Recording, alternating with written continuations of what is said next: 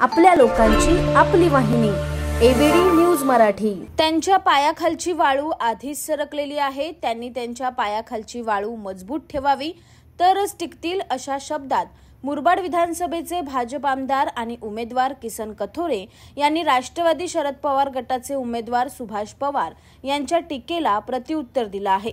राष्ट्रवादीच्या सुभाष गोटीराम पवार यांच्याच नावाशी साधम्य असलेला सुभाष शांताराम पवार हा आणखी एक उमेदवार मुरबाडमध्ये अपक्ष म्हणून रिंगणात आहे।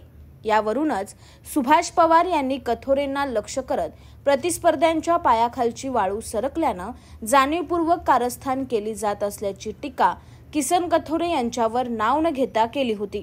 याबाबत किसन कथोरे यांना विचारलं असता आम्हाला त्यांच्या नावाचा उमेदवार उभा करण्याची आवश्यकता नसून त्यांच्या पायाखालची वाळू आधीच सरकलेली आहे, त्यांनी त्यांच्या पायाखालची वाळू मजबूत ठेवावी तरच टिकतील, असं प्रत्युत्तर किसन कथोरे यांनी दिलं आहे।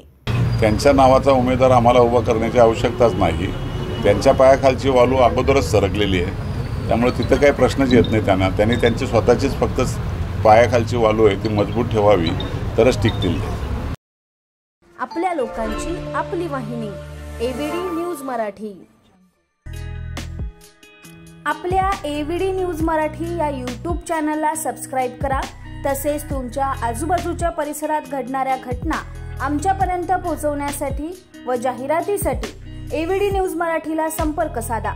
संपादक रेश्माताई दुधाने 9765529008 आणि 9370508280।